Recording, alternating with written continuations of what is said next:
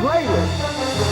Hey, what's up, team? Coach Shea, Pierre here, and it is the final day of phase 3. It's day number 4, and this has been my absolute favorite phase by far. Now, today we're going to hit the upper body hard and push ourselves to that absolute next level. No, I can promise, if you guys give me everything you got, you're gonna get the results guaranteed. Now, the whole workout from start to finish is going to take about 90 minutes to complete.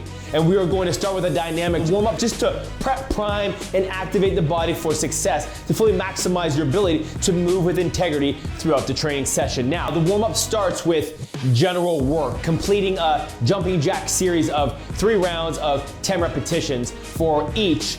That consists of normal jumping jacks, crisscross jumping jacks, open and closed jumping jacks, squats, and push-ups to elevate the heart rate and just break a sweat. Now, it's gonna be followed by straight into 1 set of kneeling arm circles for 20 repetitions, both forward and backwards, then right into 5 cat-cows just to open up the back, and then into downward dog flow for 5 repetitions. Now, once completed, we've finished off the warm-up with an upper body band-resistant activation series, completing 10 repetitions of each movement for 2 sets, starting off with band pullovers, followed by band pull-aparts, and finishing with shoulder presses. Okay, once completed the warm-up, then we moved on to the main program where the focus is on developing upper body strength, particularly in developing greater shoulders, chest, and back muscles.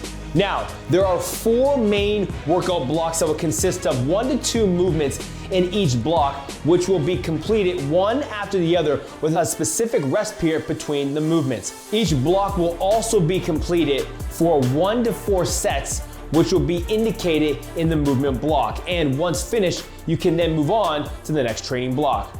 The first block starts off with A1, heavy barbell overhead presses for 3 sets of 6 repetitions.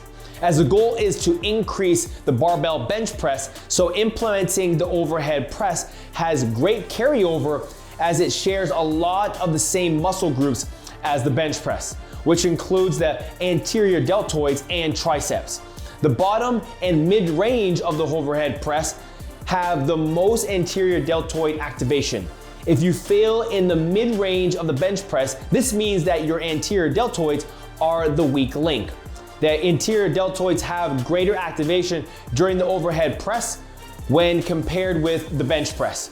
So if you are failing in the mid-range, it would be a good tool in building up the strength required to overcome your sticking point. Also, during the top half range of motion, when the bar is nearing its lockout portion, the triceps are the most activated.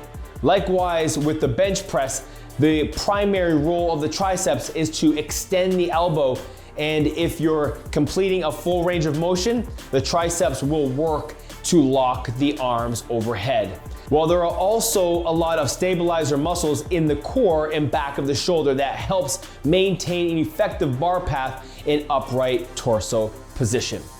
Once completed 3 full sets of the first training block A1, take a full recovery of about 2 minutes, then start training block 2, completing 3 sets of 2 movements with a 30-second rest between the movements, starting with B1, barbell bench press for 8 repetitions. Now, if you want to get stronger at the bench press, well, we need to incorporate it into our workout. But now that the muscles are slightly pre-exhausted, the focus becomes on maintaining great control, working on form and technique, as the goal is to build strength and power, and doing 8 reps allows enough time under tension to help promote muscle growth in order to pack on some size to build upon these attributes we are striving for. Now, once complete, I took a 30-second rest and then moved directly into the next exercise, B2, dumbbell bent over rows for 8 repetitions, as this is a multi-joint exercise that recruits several different muscles. It improves overall strength in the upper back and lower back, along with the glutes, hamstrings, lats, and shoulders. Increasing upper back and shoulder strength will have a huge carryover to the bench press. Once completed, then we took a 3-minute rest, and then we started the next training block, C1.